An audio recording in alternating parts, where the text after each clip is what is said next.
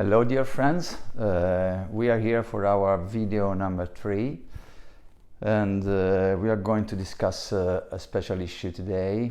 On video number 1 we had an introduction to the new straight wire method and you know it's a modern way to organize the treatment plan and the biomechanics in orthodontics, moving up from traditional way of doing it. So that's what we like to do. On video number 2, we have talked about overjet correction, because overjet is the first most important step we have to think about when we have a patient in front of us and we are trying to see what we can do for correcting the malocclusion in the best way possible. And so now we have the third video is related to another issue that actually is the arch lines. We are talking basically about arch lines. You know, arch lines are very much correlated to the overjet correction and also to understanding what happened whenever you correct the overjet in a patient, what happened to the posterior teeth. Actually, there is a correlation in between the upper and lower incisor and the position of the molars, meaning also of the premolars and of the canines. And that's a very important issue that sometimes in traditional orthodontics is not so well covered, but actually I think it's very important to get deep into it, to understand better how the method is organized and to see how well it works whenever we have in our hands all this notion and all these informations. Remember the book New Straight Wire by Quintessence. And remember, our goal is to have, you know, the highest quality orthodontics. We are not talking about orthodontics, you know, for general dentists. Our way of doing it is more toward the students and the specialists in orthodontics, because we really have to know a lot of things in order to do the best effort in correcting malocclusion to our patients. So we will be familiar with the arch lines, and we are, you know, connecting our thought with the ones by Larry Andrews about the arch lines, because as you know, he has a lot of knowledge on it, but I'm trying to keep it simpler and more useful for our treatment plan. And so I developed a different line that we can measure comparing to the arch line that he was talking about in his book, in his marvelous books, but they are not really measurable. So we go back really to the 6 keys to normal occlusion just to understand why the normal occlusion or the ideal occlusion is organized in the way Larry Andrews described in his 6 keys to normal occlusion. Why there is a position in which why there is a position in which the upper and lower incisor are organized and in which the molar are in key 1 relationship. Why is that? Remember, key 1 talk about molar relationship. Now basically key 1 is talking about the best position for the upper incisor and lower incisor in order to get a class 1 relationship. And this is what usually all of us are trying to reach in all our patients. So, you know, traditionally the method we were organizing the treatment plan was correct the molar relationship and then correct the rest. So starting from the posterior. You know, in the first video, we have talked a lot about glabella line because we cannot start from the back teeth now. So we really have to think about a different way to organize the treatment plan and to understand very well what is the relationship in between the incisor and the molars. So we don't want to start correcting the molars, we want to start setting up the incisor. So go back to video number 2 to get the old video about incisor correction, but we want to start from the front teeth. And the front teeth, we cannot just move in the way we would like, just seeing at the teeth of the patient. We have to organize them in the face, in the profile of the patient, because we start from the glabella line and we start from the upper incisor. You know, in different philosophy, they say, okay, I start from the lower incisor. Or, you know, I start from, no. We have to keep it simple and to have to keep it best. So, as soon as we know that the best position for a beautiful profile is to keep the upper teeth on the glabella line, the upper incisor on the glabella line, that's why we want to have this line as a reference line. So, I'm trying to organize my upper incisor in the closest position to the glabella line. See for this video number 1. According to the position of the upper incisor that I can reach, then I move the lower incisor in order to get a correction of the overjet. This is the starting point of our patient. So it can be strange, but you know, whenever I see a class 2 or a class 3 malocclusion, I don't trying to think about correcting the posterior teeth. What I have in mind as my first question in mind is, how do I correct the overjet? And so I just disregard the position of the low or the back teeth. I disregard it totally. I don't care what the position is of the molars. And this sounds strange, you know, in traditional orthodontics it is very important, but I don't care, because I don't care at this point, because really it doesn't matter for the treatment planning on the patient, because I just go in the front teeth and I say, okay, how can I correct the incisors and the overjet? Because you know, the different ways in which I can actually correct the overjet will tell me what to do to the posterior teeth. So once I set the incisor and I set them according, you know, to the rules I have described in video number 2, then the other teeth have to move out or to do some movement that the chart, the new straight wire chart, will tell us. And I'm trying to introduce all these concepts in this video that I think is most important, because introduce also the chart and introduce you the way we are organizing the treatment plan on the patients. So getting back to the class 1 molar relationship described by Andrews in the 6 keys to normal occlusion, you know, whenever you will have all the keys, the 6 keys all together in an occlusion, what can actually end up with? Why it is so important to get all, you know, the keys the best possible in our patients? It is important because at the end we can have a nice embrasure of the second premolars, of course, is described by Andrews in his article. Also, we can have a nice embrasure of the first premolars, but then we can have a nice embrasure of the canines, the upper canines, on the embrasure of the lower canines, in between lower canines and first premolars. So this is a class 1 canine relationship. And why it is so important? Because of the mutual protection of the occlusion. So we get the guide, the anterior guide here, and it's very important. And according to this position, I can also have a nice overjet correction with the upper incisors that overlap the lower incisor, as Andrew said in his articles. So in this way, I can have mutual protected occlusions in our patient. So we are dealing with key 1 molar relationship in order to get a canine molar 1 relationship. And also Andrew described, you know, that the tip of the cuspid is actually a little mesial to the embrasure.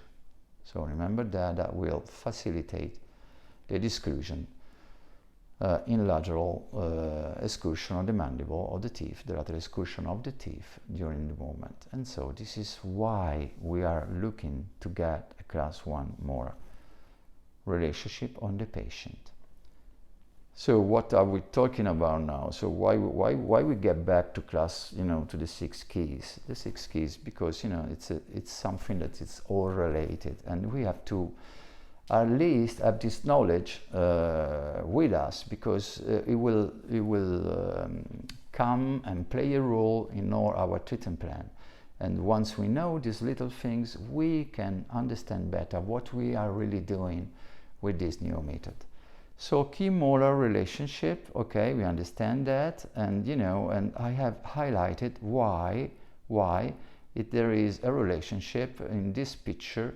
We can see that I have highlighted the molars and I have highlighted the incisors, because we have seen that we can have adjusted the overjet in so many different ways, in which the upper and lower incisor are not in their best position as described on the 6 keys. We cannot have all the patient in which the lower incisors are minus 6 degrees torque. We cannot have all our patient at the end of the treatment with the upper incisors that has a 7 degrees torque on the crown, because this is not possible and feasible in all our patient. And we have seen why in video number 2. We have seen that basically, just to remind us, is because we have to keep the roots in the middle of the alveolar bone, and it is very important. And we have talked about that, and we have show you all the information in which we know that actually the lower incisor is not movable in a bodily movement forward and back, because otherwise the roots touch the cortical bones of the symphysis. So now that we know that, we know exactly that sometimes we have to compromise, a lot of times, we have to compromise the position of the incisor. What this has to do with the molars? Why? Why we are talking about, the direction influence of the incisor on the molars? We will see why we are talking about that. There is the relationship, and the relationship is very tight. It's very tight. So basically, we are back to the 6 keys to normal occlusion, and actually we are back to his book of the 79. I can't remember exactly the year in which the book, the Larry Andrews book came off, but he has a chapter, an entire chapter, 14 chapter, I believe, trying to explain the arch lines and how the incisor and all other issue on the occlusion, but mostly the incisor, are affecting the position of the molars, and why sometimes in our patient we are trying to correct, in a class 2 patient. This video is mostly related to the class 2s.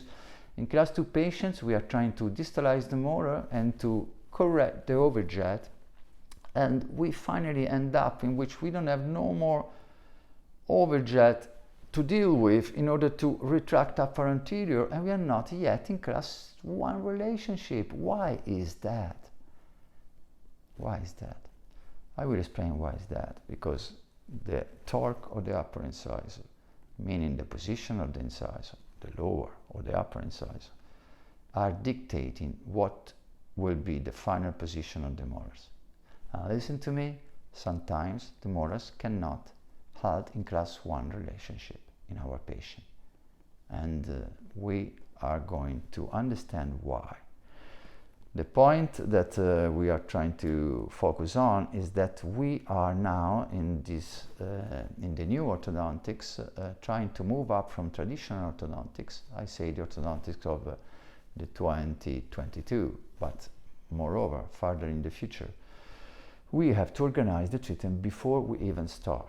So we know the cephalometric, traditional cephalometric mostly is not, so important. I agree with that. I agree with several people that are saying that the traditional orthodontic is not useful to organize the treatment plan. I totally agree with that. But we are not using traditional orthodontics at all. But we have to organize some little things on our cephalometric analysis that are very important to organize the treatment plan. And guess what?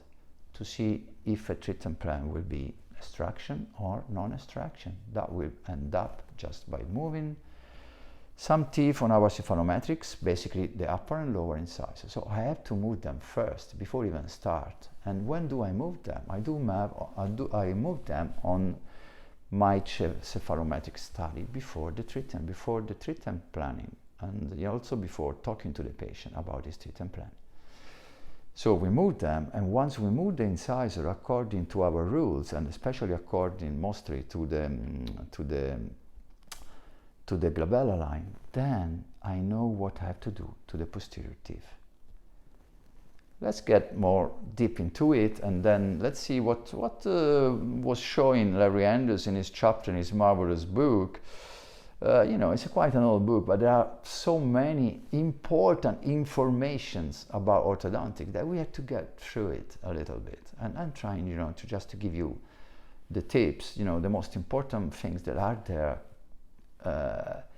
I mean, these guys in this book, that you really have to read it several times before you really get what he was talking about. And so I'm trying just to get to the most important point for us, to get it simple and to share the information. What we have, this is a picture taken from his book, in which, you know, he's trying to let us know, let us understand the situation I've talked before. What situation is that? Let's get into this situation. This situation is a situation in which we have what? We are not having yet a class 1 molar, a class 1 premolars, let's say, a class 1 canine at all. We still are in a situation in which we are in between class 2 and class 1. We are getting to class 1, let's say, distalizing the posterior teeth. But then what happened? We realized that, you know, the upper incisor and the lower incisor are already touching. So this is the situation we were talking about just before. And why is that? In this, you know, picture, the lower incisor, to me, they look nice. They are like, let's say, the perfect position of the lower incisor, minus degree torque. But what happened to the upper incisor? The upper incisor, actually, they don't have the right torque. They have a negative torque. We know that the crown of the upper incisor must have a positive torque of 7 degrees. That Larry Anders is saying that. So right now we are having a different position. So the upper incisor, the way we are getting, you know, the correction of the overjet is with a compromise in the position of the upper incisor. The upper incisor at this time are tipped back and they don't have the right torque. Not having the right torque, what happened to the posterior teeth? The posterior teeth cannot be exactly in key 1 molar relationship. So this is the first way he's trying to tell us, look, remember, it depends on the position of your upper and lower incisor. Maybe you cannot get the molar relationship. So there is a relationship in between incisor and molars. According to us, on video number 2, we have discussed a lot about position of upper and lower incisors, and sometimes we are the one who are compromised their position. Why we like to compromise the position, or meaning also the torque of the upper and lower incisors? We like to compromise because we want to correct the overjet according to the glabella line, according to the best position for the smile of the patient. And then we will see what happened to the posterior teeth.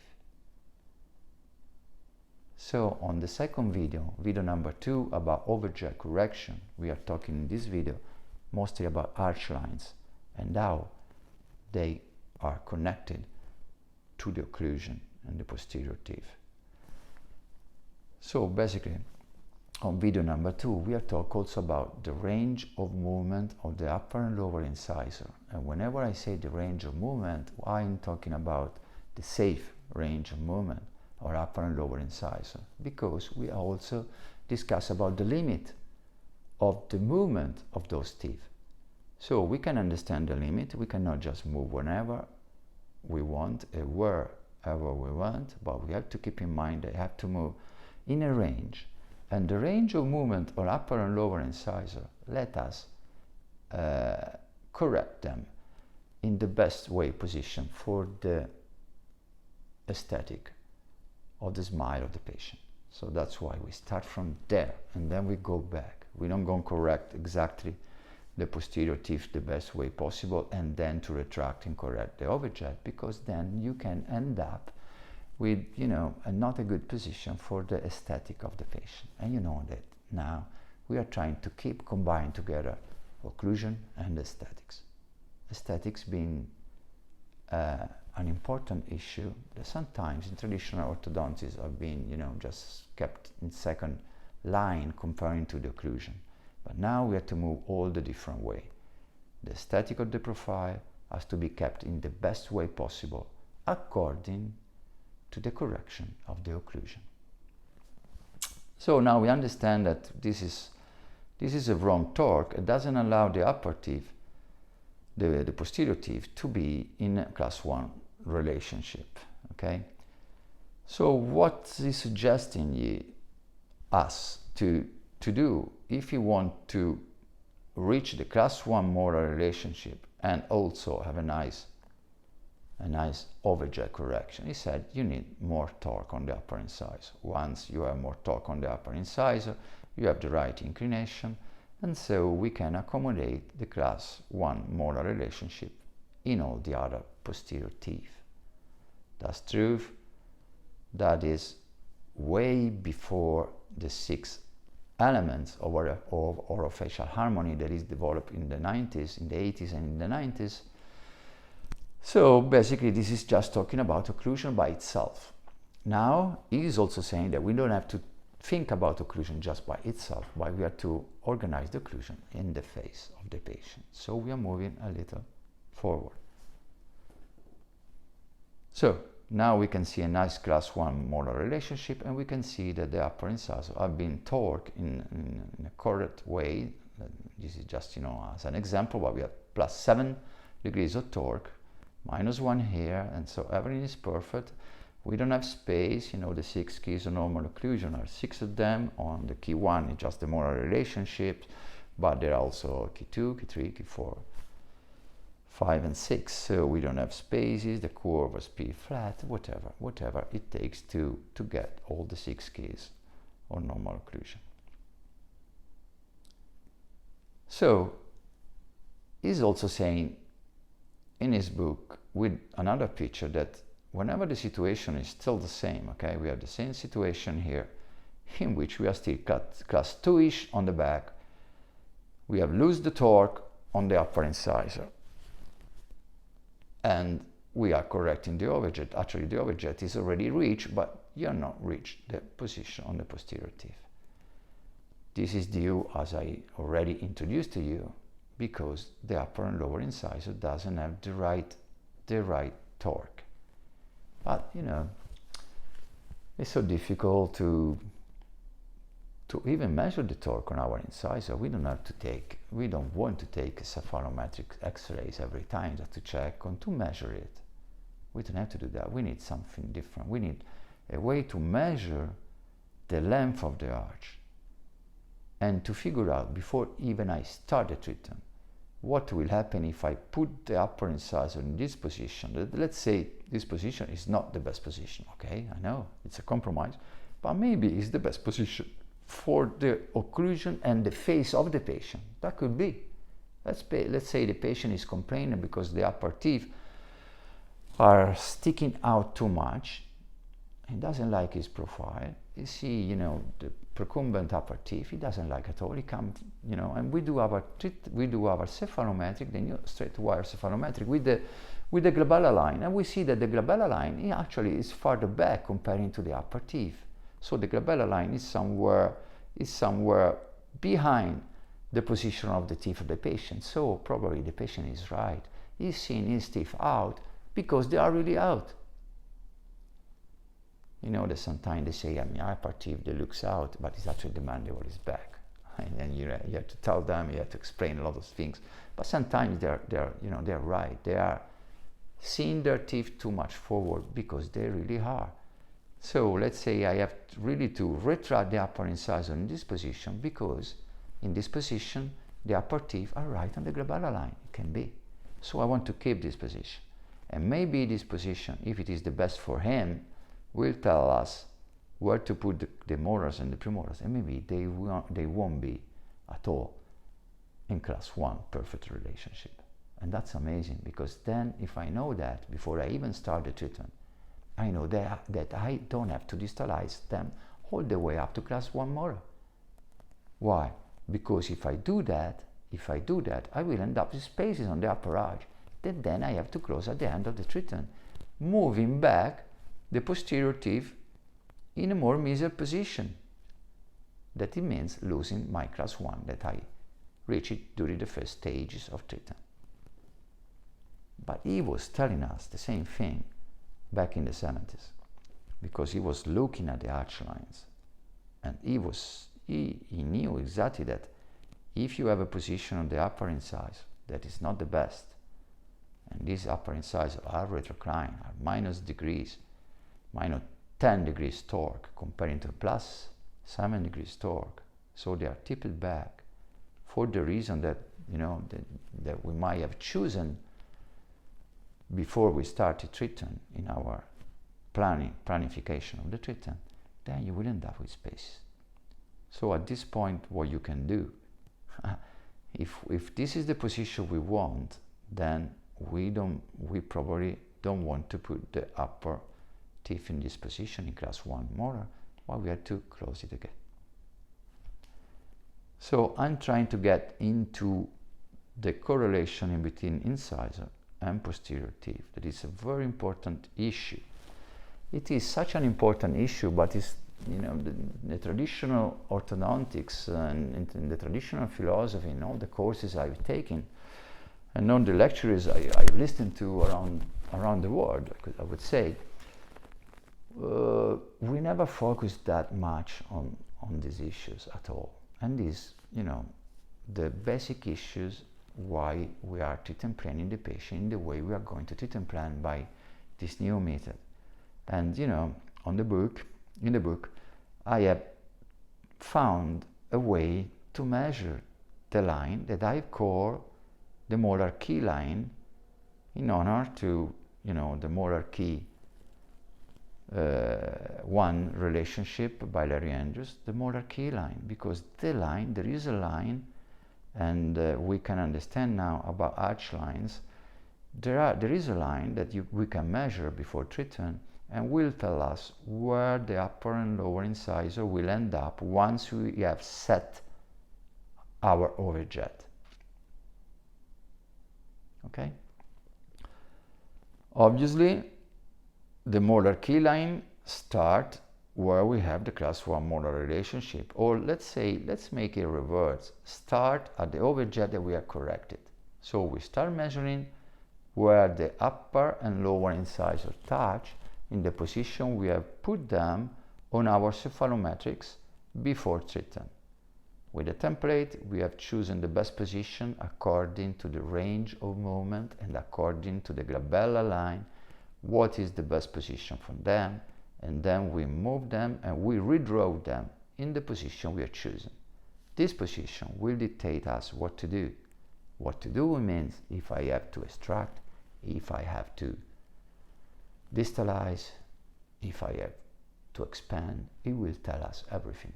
That's why the first thing to do is to put the overjet in correction.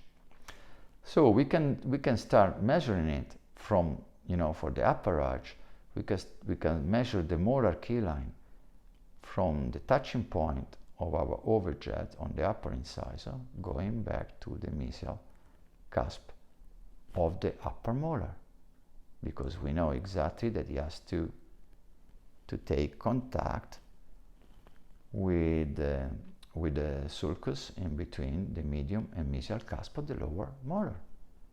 So that's what we have to measure on the upper arch. It's easy and it's feasible. What happened on the lower arch? On the lower arch, we still start from the incisor, we move back and we measure to the sulcus we have just talked about. So usually they have to stay the same length. If they are the same length, it means that you can have upper and lower incisor corrected, the overjet corrected, upper and lower incisor in a position in which you are allowed to put the first molars in the class 1 relationship. So this is the line that I have introduced, and wasn't in the book of Larry Andrews, because he was talking about 3 different arch lines. The perimeter arch line, the coralline arch line. The coralline is more, to understand the crowding of the patient. The perimeter line has a lot to do with this, but you know, it's not measurable. Actually, we don't measure, and it doesn't measure in a treatment plan. So yeah, we talk about perimeter lines, and we know the perimeter lines are to be adjusted in some situation, but we cannot really measure them. And then there is also the mid-sagittal line, something else, but we don't really measure. We don't use it for the treatment plan. So I try to keep it easy and nice and smooth, but to the highest level possible. So probably this is a line that can help us in organize our treatment planning, and it's called the molar key line. Okay, so we are trying now to do some example, trying to understand what's going on. And you know, I have my example trying to let you understand what these are all to do with tooth movement, with the correction, with class 1 molar, with overjet correction. So really the main topics about orthodontic treatment. So why we are talking about that? Let's see the example. In this example, what I've done, I've kept the upper incisor in the best position, okay? Plus 7 degrees of torque, you know, the way Andrews described in the 6 keys. I like it, okay? The upper incisor and all the upper arch is okay. What happened on the lower incisor or the lower arch? On the lower arch, I have designed a lower incisor that, in spite of being minus 1 degrees of torque, so retrocline a little bit as it is supposed to be, it is proclined. So it is proclined. Why this incisor is proclined? Well, why do we procline lower incisors? I mean, you know, it's something that make me laugh a little bit because I see a lot of treatment. I do myself a lot of treatment in which the lower incisor will be proclining or are proclined to start with. Why? I don't know, because I have crowding on the lower arch and I want to correct it, and I'm proclining the lower incisor. Why do you procline the lower incisor? Because I am allowed to move the lower incisor in the range of safe movement, comparing to the symphysis, keeping the root in the safe position. But I can move them forward and back a little bit, and sometimes I need to move them forward for a lot of reasons. I have a huge overjet, and I want to correct it a little bit by moving the lower incisor forward. I have a crowding, okay? So what happened is that I will fix the upper and lower incisor. Let's say I have to keep the lower incisor forward. Now, if the lower incisor is forward, what does it mean? It means that on the lower arch, because the lower incisor is proclined, has an arch line that is longer than the normal best occlusion line for the lower incisor. That is, when the lower incisor is minus degrees torque, it's a little retrocline. Now I'm just moving forward. So what I'm doing, I'm lengthening the arch line of the lower incisor. I'm lengthening the molar key line. I'm lengthening the choroid line. I'm lengthening the perimeter line. But this is the line that I can measure. I'm lengthening the lower arch line, the anterior limit of the lower arch. Okay? If I keep the upper molar in the best position in class 1 relationship on the back teeth, what happened to the frontal teeth? The frontal teeth won't have a nice corrected overjet. On the other hand, they're actually having, you know, head-to-head position, class 3-ish position, negative overjet, something that I really don't want to do. So that's not a right position for upper and lower incisor. So we are realizing that if in this situation in which the lower incisor has a proclined position, I might reach, and it is in green, just to let you understand, like red and green lights, you know, and you know, it's a good key 1 molar relationship. Is not good the overjet at all. Okay? So we are seeing, again, this is a picture taken for the 6 keys to normal occlusion by Larry Andrews.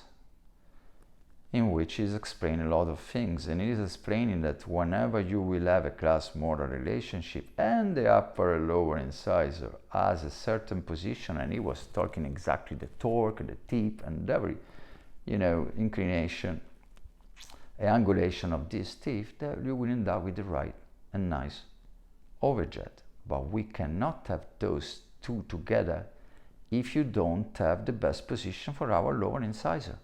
So the upper and lower incisor correction will tell you what you really can do on your back teeth, because we are not dealing now with an orthodontic that is organized on the class 1 molar relationship. No, we are dealing with modern orthodontics that is organized by the correction of the incisor. So we cannot upset this, even though the molars are good, the canines are good, we cannot accept this, and we have to choose a different way of putting the teeth together, because the overjet is not correct.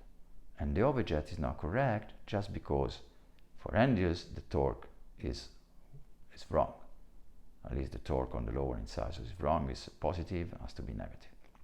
But actually it's not working at all, because the molar keel line are different. If I measure the lower keel line, for the facial point of the lower incisor, the crown, to the mesial sulcus, is longer than the measuring the mesial cusp of the upper incisor to the lingual position on the crown of the upper incisor. So they're not fit together, they're not harmonized. So we are now going to understand that if I want really to reach a better malocclusion correction in this patient, I actually had to make it right the overjet for a lot of reasons. Basically, more for the anterior guidance and everything else, and the mutual protected occlusion of the arches, but I have to leave the molars not in the full class 1 position. Why is that? This is because the upper and lower incisor, they have, and the upper and lower arch, basically, they have different length, different molar key length. The line, the molar key line in these two arches are different.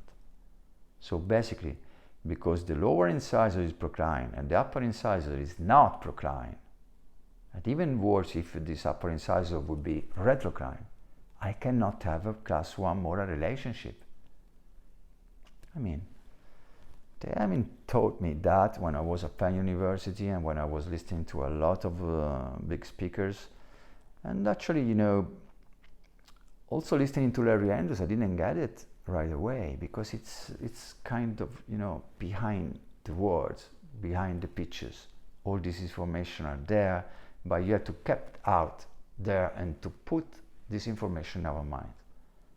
So whenever I organize a treatment plan in which the upper and lower incisor have a different length position, and I end up with a different key molar line, I cannot have a class 1 relationship. And we can see easily this in class 3 patient treated, in which the upper incisor is very proclined and the lower incisor is retroclined. You won't ever have a class 1 molar relationship. This is not because we cannot reach it. This is because we don't have to reach it. Okay? So whenever I will treat and plan a patient like this and I end up with this situation, I say, okay, for me it's fine because the upper incisor is, let's say, on the glabella line, and the lower incisor I need just to procline a little bit in order to solve the crowding, to solve the overjet. I end up choosing this position. Then on the first stage of treatment, whenever I want to distalize the molars, in the several different ways we can distalize molar, I don't have to distalize it all the way down. Otherwise, I will end up with some spaces somewhere that I don't need it, and then I have to reclose it. Interesting, isn't it? This information on the chart, on the new state wire chart, even if you really don't know anything about that, if we really don't have in our mind exactly what does it mean, the chart will tell you how much millimeter you have to move out the back teeth in order to accommodate this correction of the overjet. So at the end, we'll tell you, let's say, distalized 2 millimeters upper molars and upper canines, and this distalization by 2 millimeters, let's say, doesn't put the upper and lower molar in the class 1 relationship. Isn't it amazing? But it tells you exactly how many millimeters you need. So all, these treatment plans start from the position of the upper and lower incisor, but ends up with the millimeters of movement that we have to do. So the new straight wire cephalometrics is useful because tell us at the end how many millimeters I need to move the upper and lower incisor, and how many millimeters, if I move the upper and lower incisor in such a way, how many millimeters of posterior tooth movement I need to accommodate the upper and lower incisor in the position I have decided. So it talks all about millimeters. Doesn't talk about angles, doesn't talk about things that you cannot measure. I can measure easily, and finally I just had to find the space to do the correction of the overjet I have decided. Let's say I need just a 1 millimeter space to put the upper and lower incisor deposition. Maybe I choose just stripping 1 millimeter.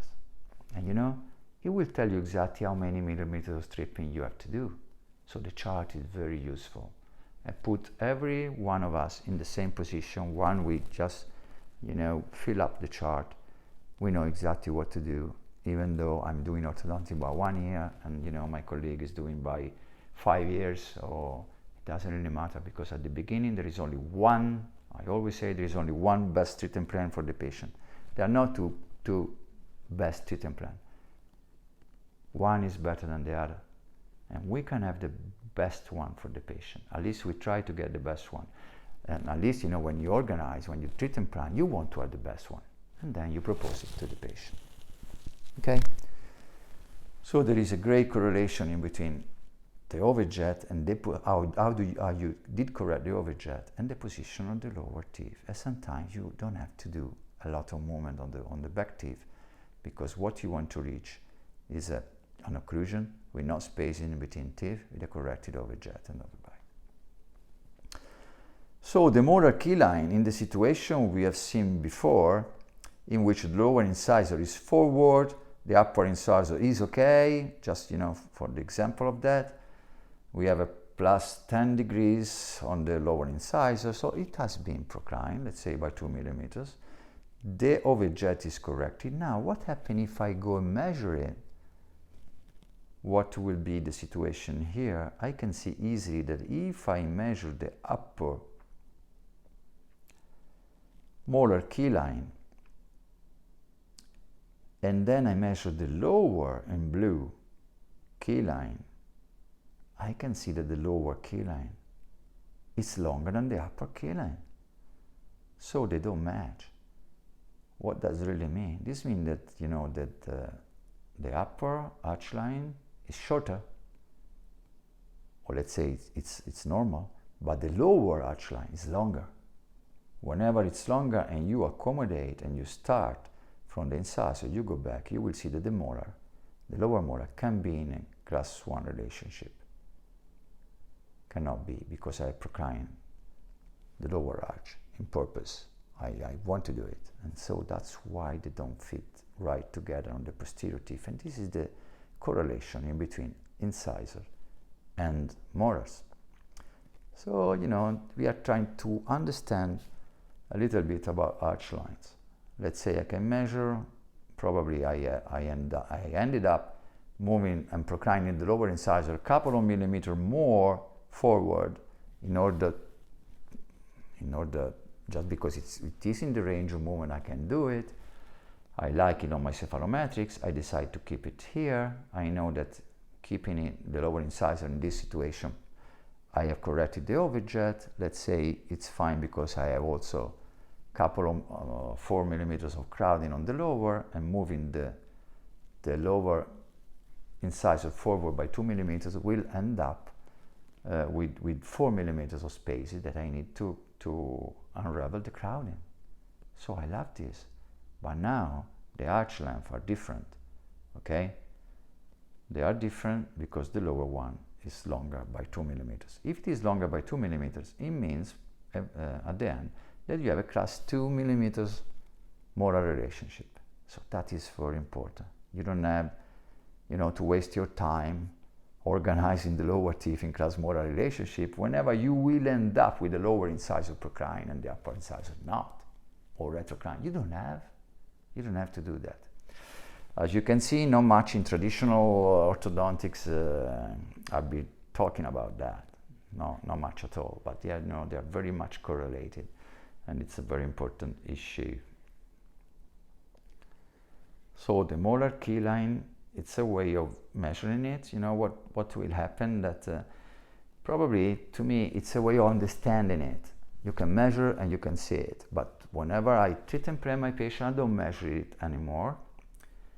But I have right in my mind that the arch lines, the length of the molar key line will be different depending on how do I move the teeth.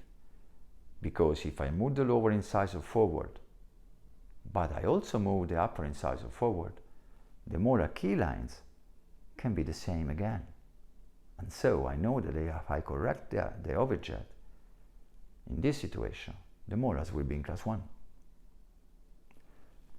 So I can also not see the patient, let's say your patient, and I ask him, okay, how do you finish your overjet position for your patients? And you tell me, the upper arch, the upper incisor will be retrocrine a little bit because the overjet was huge, and the lower incisor actually is a little bit procrine, but now I can fix the overjet, so I know exactly your molars cannot be in class 1 molar.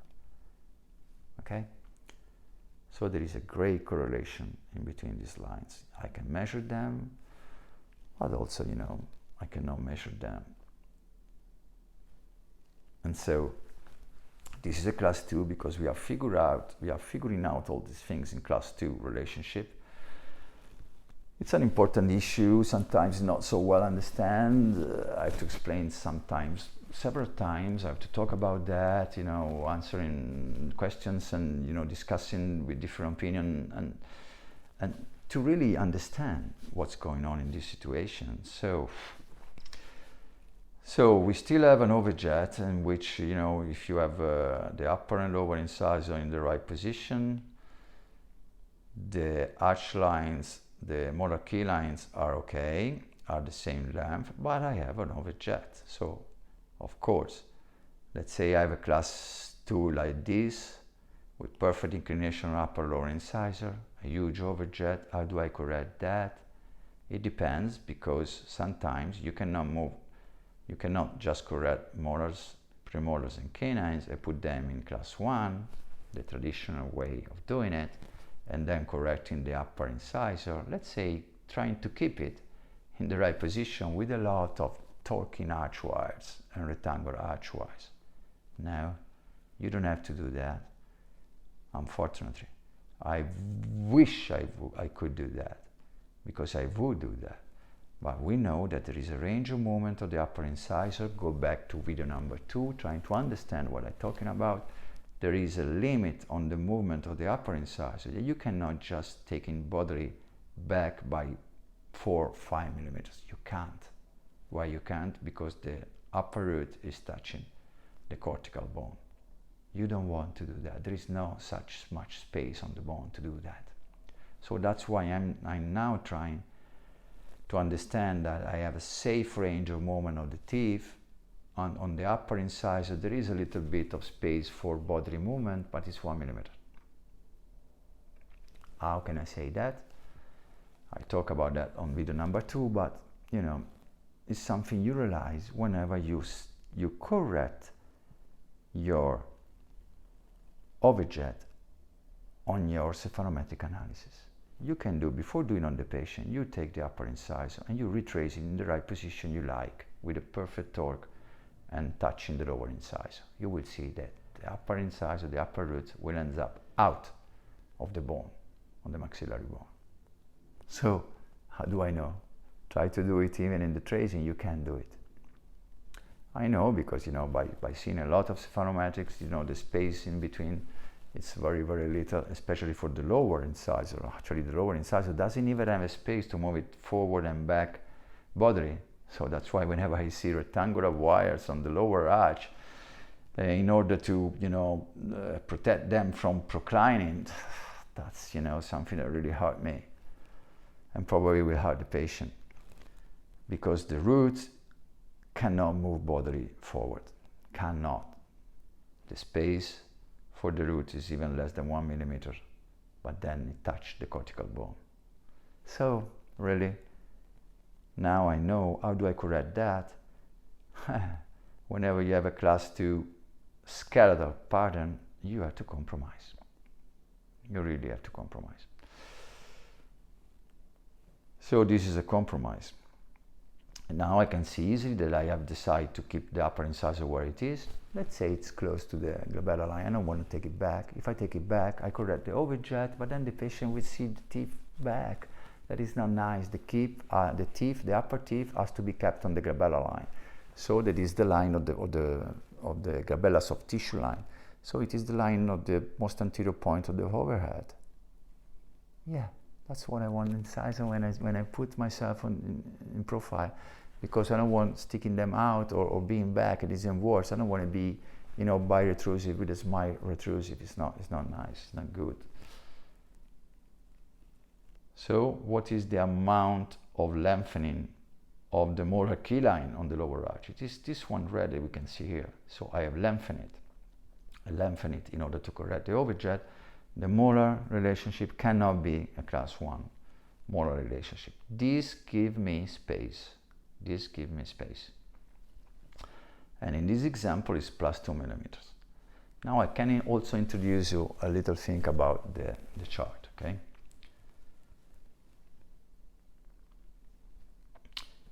Yeah, these are the lines, that you can find in Andrew's book. The core line, the perimeter line.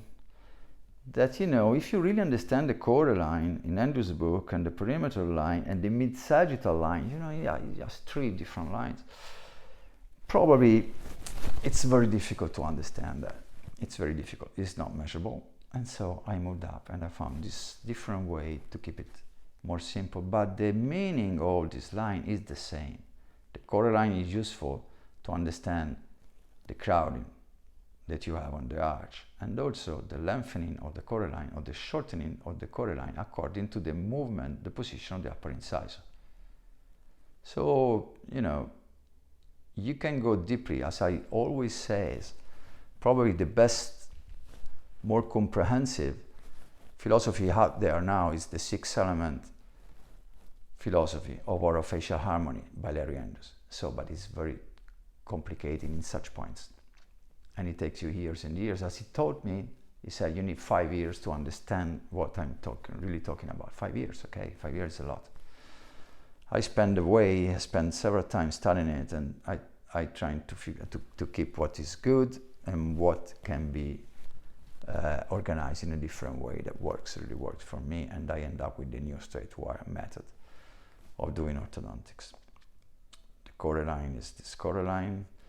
Yeah, it's good because I can understand exactly figuring out, but you're still not measuring it, okay? Actually, you are measuring the discrepancy in between the life of the tooth and the space on the core line that is needed to accommodate this tooth. So why it is so important that we talk about all these things now? Because what we are dealing with our cephalometrics analysis. Of course, I don't trace Sella, I don't trace Basion, I don't trace any of these things at all. I trace the symphysis that you need it because it's where you move your tooth. I trace the maxilla because it's on the alveolar bone, is where you are going to move the teeth. I need that. I cannot do my treatment plan without tracing it now, but not just tracing it, because in the past we could send the tracing also outside and have it back, all the measurement, Ricketts, Downs, Björk-Jarabak, McNamara, all in every single page there were the analysis. But then we were really looking at it. at all. Why? Because they were of any good. They didn't tell us, okay, move the tooth here and there by these millimeters. No, or they weren't saying us, okay, you need to extract, you need 3 millimeters of stripping. No, they didn't tell us anything on that. But now we really need to have, upper and lower incisor, let's say molars, the occlusal plane, and then we have to see how do I move the tooth. Here we can see that we have the molar key line, the upper and lower key line, and in this situation everything is good. The upper and lower incisor are a wide inclination, and the overjet is corrected. The upper molar key line and the lower molar key line are the same length, and in such a way the molar can be arranged in class 1 molar relationship. Okay? What the glabella line has to do with it has to do a lot, because now you can understand why I'm talking. This is video number 3, and we are always focusing on incisors. That's strange, I've been trained for a lot of times, by correcting the molars. No, we are not correcting the incisor. And why do we start with the upper incisor? We start with the upper incisor not by chance, but we start with the upper incisor because it is the one who drives the rest of the occlusion. It's not the lower incisor. I mean, traditionally we were saying the lower incisor is the kind of the tooth where we build up all the occlusion. No. Why is not? Because the upper incisor has a position that is best for the patient. What do you mean best for the patient? Best for the smiling, for the harmony, for the aesthetics, for the profile of the patient. So it's a lot important. I don't want to move it back. I don't want to move it forward. I want to keep it the closest to the glabella line. So I work this glabella line. Well, this glabella line I work with the Frankfurt horizontal, perpendicular. You drive the glabella line, the soft tissue glabella line through the forehead, and I will know that whenever you keep the upper incisor closest to the line in your treatment plan, that would be your best position. So we have talked about all this because then we have to do this before we even know what we do to the patient. So right now, differently from the past, I cannot try to figure out a treatment plan of the patient just looking at the occlusion, at the mouth, at the teeth. I used to do that, whenever I was sitting on my chair, I knew exactly, okay, I'm gonna distalize, I'm gonna do elastics, I'm gonna do this and that. Right now, I don't know what to do because I didn't know what to do either those times back. I didn't know. I was, eyeballing it, but I wasn't really knowing exactly what I had to do, because now, the best quality orthodontics require you to do something else. So I'm also, working together with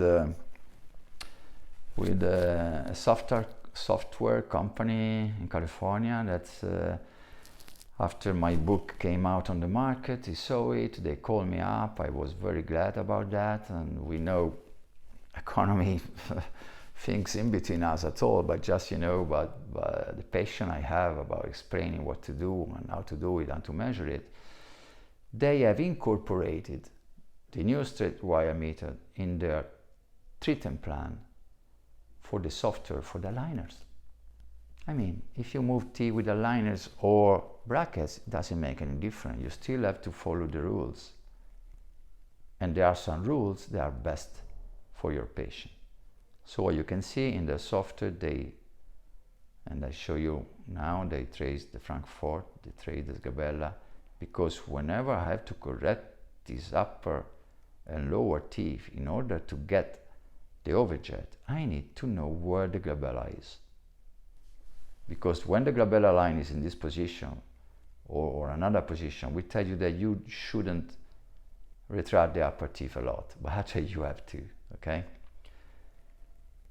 So what do I do on my desk before I tell the patient what to do, okay? This is just an example.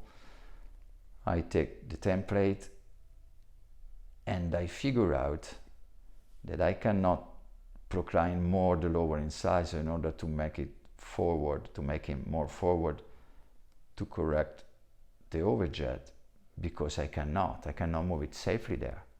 So that's why I'm talking about the range of movement. I can procline the lower incisor by 2 millimeters in the molar key line, making longer by 2 millimeters, but no, not more than that. Then I stop. Then I have to move the upper incisor. So the upper incisor, in my, pre-treatment prediction, is now farther back from the glabella line. I know it is a compromise. I have to do it if I have to correct the patient. But this is the best position of the patient, because I move the lower incisor forward as much as I can, and then I retract the upper incisor. There is no other way to do that, and still the position of the upper incisor is the best for him to correct this malocclusion. Then I figure out what to do to the posterior teeth. I have a minus 5 millimeters on the top and a plus 1 millimeter on the lower.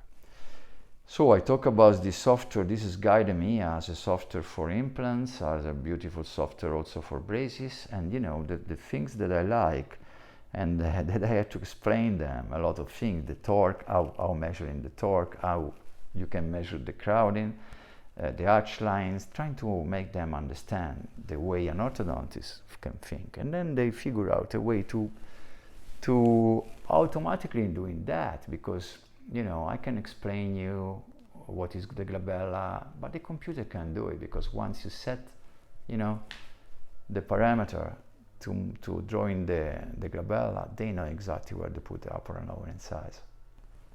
So sometimes I trust more the computer than the humans, because everybody has been trained in a different way, and sometimes is reluctant to change his mind, his position. They don't move. I had to change all my way of thinking. I had to move. I don't want to stay sitting in my old way, because my old teacher told me that. Now things are being so different now that we really have to move on and to do a different orthodontics. So this is GuideMia. As I told you, I don't have any economics earning or facilities by that.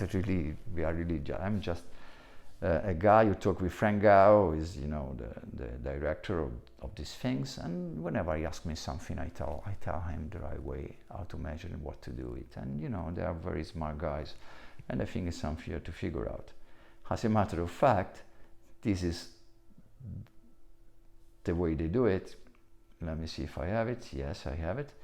You can see, I told them, you need a SAF. You really need a SAF. It's not like just by sending SAF and Panorax, to Invisalign or to other companies that then doing aligners. That's different, because they have to incorporate on the software before even think of where to put the teeth. So they are doing the spirometric for us. Actually, this is a software that you can buy, and you as an orthodontist do it. I don't like to send aligners out to anybody, to any company, to any big company. I like to do it by myself. So I have a software. I have GuideMia and another software that I use usually. It's Maestro 3D. And I do it by myself, because what I think is that you are the orthodontist, and you have to put yourself in a different position from general dentist, of course. And I don't want anybody else, sending me a treatment plan the way they think it should be. That's crazy for me. I want to be the one who decides where to put the teeth, and they don't have the knowledge to do that. And believe me, I try to tell them a lot of things, and I trust so many different companies now. It takes me so much time, but I do by myself. And I'm, trying to encourage everybody as an orthodontist, even the ones who goes in the office for doing orthodontics in different offices in Italy. It's very common, and they're just doing aligners. They don't have to send it to anybody. They have to do it by themselves at home. But now, with GuideMia, probably a lot of work can be done automatically. So see the sticking out, sorry, the way I say that, the sticking out of the upper and lower, the upper incisor compared to the lower, and the best position for the overjet correction is given automatically by the software. Can you believe that? They tell you where to put them. And now you can understand a lot of other things that I'm going to introduce to you. That is about the chart. Because you can see here that if the software, knowing exactly the new straight wire method, and the software knows it, and taking in consideration the glabellar line, taking in consideration the safe movement of the teeth, they move the teeth in this way. They move a little forward the lower one, and they move a little more, a big amount of millimeters back on the upper arch. But still, we are in the safe position for the teeth. Because I also taught them the range of movement of the teeth and the limit of movement, and they understand it, and they are measuring it through the occlusal plane, and everything fit nice together. It's now, a well-trained orthodontist who's organizing it, but it's a computer. I think that we can use this also to organize our treatment plan with the fixed appliances. So I know that everybody can do different way of orthodontics. Somebody follows Ben McLaughlin, somebody Damon, somebody Ricketts, somebody Roth, somebody Andrews, whatever it is, it's okay. This is the way you move the teeth. I don't get into that. I know which one can be better and easiest. You can do also segmental, Bernstone, whatever you like. As long as you know how to move the teeth, that's fine. But the treatment planning has to follow in these years, these routes, because these are the best ones out there. So open your mind, free up space for your hard disk, put some new information, think about, don't stay back and trying to defend the way you do it because it's not any good. It's trying to understand what there is new out there. So now, if the software is telling me, and I'm not doing aligners in this case, let's say, if the software tells me that the upper incisors are good in this position, you can see that they went back. Now I can measure on the ceph, I can measure the distance that they have to move. Let's say minus 5 millimeters. I know exactly that I need to move them in this position. I have to move these teeth back by 5 millimeters. Because if I move them back, then I can accommodate in an arch line the upper incisor. See what's happening? Now I am taking all the information that I obtained with my simple cephalometric analysis, the new straight wire analysis, very simple ones, few lines. I had the information what to do on the patient. No other things, philosophy things. Really what I have to do, where I have to move the teeth.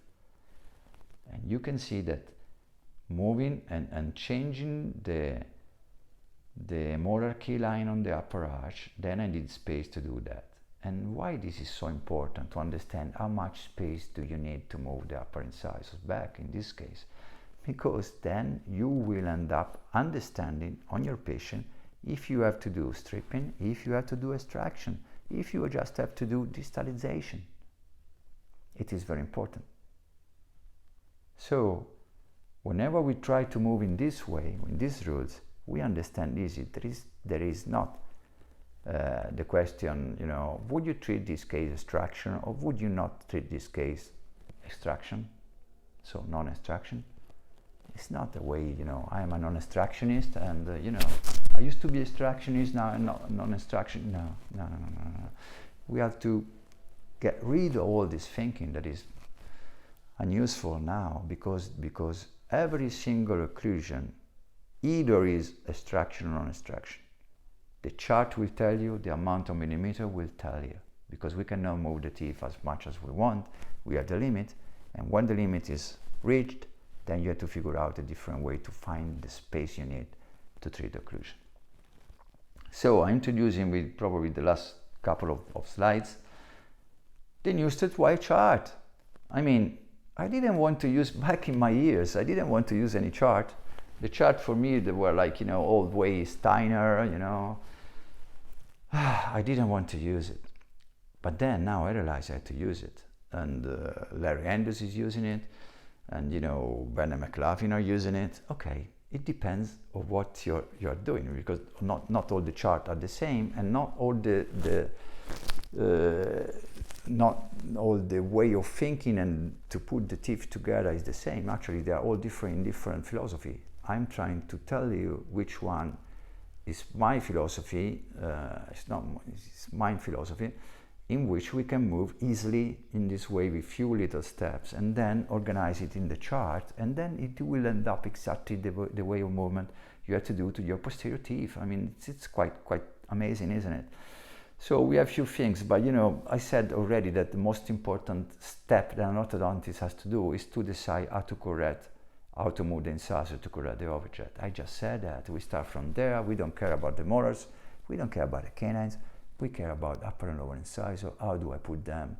In which way do I move them? And in which way I'm going to lengthen the arch line, the upper and lower arch lines in this patient. I know by the example you have seen before, that I'm moving the upper maxillary here, mandibular here. The chart, as the movement of the molars, the chart will tells me how much millimeters I have to move the molars, because the chart knows that there is a correlation in between incisor position and movement of the molars. It does know it. And now I had to introduce the chart also in the software of guiding me, because they really have to know this. They are very open-minded. They know exactly what to do. Very smart guys.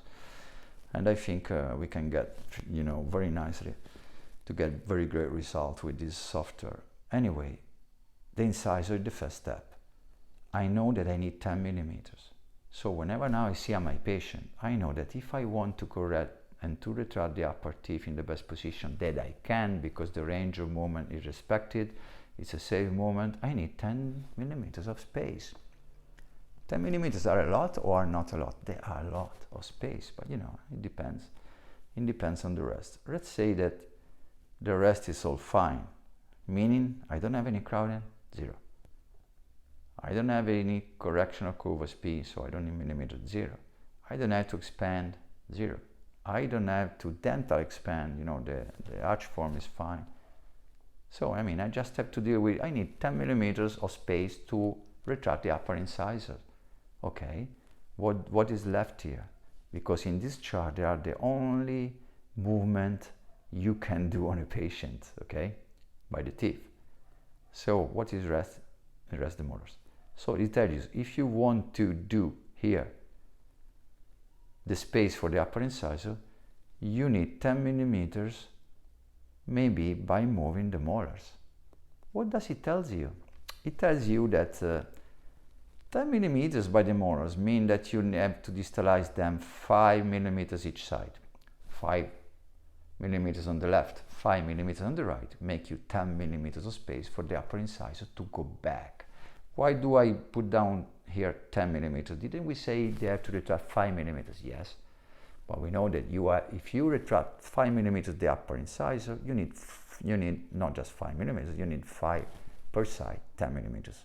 Actually, we multiply by 2. Okay. Also, if you procline the lower incisor by 1 millimeter, you don't get just 1 millimeter of space, you get 2 millimeters of space. So we always multiply by 2. So now you are dealing with, okay, me as an orthodontist, do I know how to distalize 5 millimeters each side molars, first molars, second molars, and then to distalize premolars and canine by 5 millimeters? I don't know. To me, it's a lot of space. To me, it's exceeding, the easy way of distalizing the molar. How much do I distalize? That's something that, it depends on what you use. But I would say 3 millimeters of distalizing the molar is a safe distalization of the molars, keeping, the root bodily, because the distalization of molar has to be bodily. The incisor movement, they don't have to be bodily. It's a totally different field. We talk about, movement of the teeth in another video, but it's a totally different deal. So now 10 millimeters is a lot. It's a lot. To me, I can't do that. I cannot tell the patient, I'm going to distalize 5 millimeters each side and then I can move space, because I can do it. I can do it. But to make it even more simple, let's say you want to distalize. You may think about distalizing 5 millimeters. It's up to you guys, you know. I want to keep safe. I have a limit also in distalization on myself, but you know, that is something more, can be different between different orthodontists. But let's say in the same patient, at the same time, I have 6 millimeters of crowding. That's why the chart will tell you if you have to extract or not. Because if I also have 6 millimeters of crowding, well, what happened? That for distalizing, let's say, retracting the upper incisor, I need 10 millimeters. To solve the crowding, I need another 6 millimeters. These are 16 millimeters of space. I cannot for sure distalize 8 millimeters each side, the molars, premolars and canines. So I'm stuck. The chart will tell you, okay, you have to move in a different way. I can't do this at all because it's not feasible.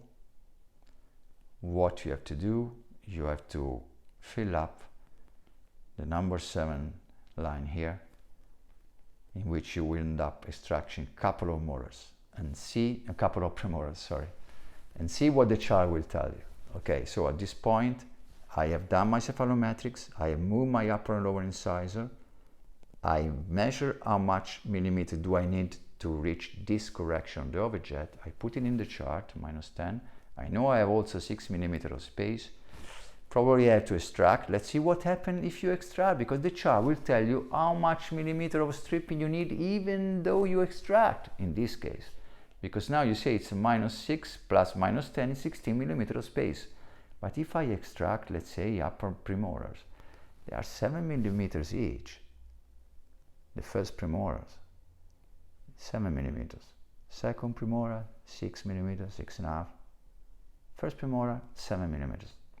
So I just gain 14 millimeters. Is it enough? No, it's not enough. I still need another 2 millimeters of space. What the chart will tell you? If I don't have 2 millimeters that I need to accomplish the position of the upper incisor back, but I have to reach it, I have to do a couple of millimeters of stripsing. So the chart will tell you if the case is extraction or not, and if you have to do any additional movement or any additional things like stripping on this patient and the amount of stripping on the patient. So the chart to me is a very, very, very important tool that has to fit together with the cephalometrics, with the movement, the radial movement of teeth, the correction of the overjet as a first step, and then to see what happened to the other teeth. Because if I extract, I don't have to move the molars. I can put a 0 here. So if I choose extraction, probably I have to move. Either I do stripping or I do molar +2, meaning that the molars have to move. Let's say I don't want to do stripping, okay? How do I get these 2 millimeters? Then I need it. Probably I have to do it by stripping. If you don't have to do the stripping, you can do something else. Let's say you expand the arch a little bit by a couple of millimeters and then you gain it. But here you will down 0 on the molars because you don't want the molars to go back, or you want a 1 millimeter distalization on molar and you get it. See that? It tells you in a class 2 patient like this, if I don't want to strip, I have to +2 here, meaning distalize the molar just by 1 millimeter. So I probably do distalization on the molars for 1 month, 2 months, 3 months, that's it. I don't fight to get them in class 1, even though I'm dealing with a class 2 relationship. So in this video, we'll talk about the influence of upper and lower incisor to the molar position, and we have introduced the arch lines, and especially the molar key line, that's very important, and also the concept that in the way you move the incisor, you will have a different position on the molars. So that is very important. That is done for the class 2. Probably in order to understand even better, I will do another video like this for the class 3 patients. So please remember to subscribe the channel, and dear friends, I say bye bye. Enjoy. I hope you enjoyed this video, and we will see each other for the following next videos that are coming. Bye bye.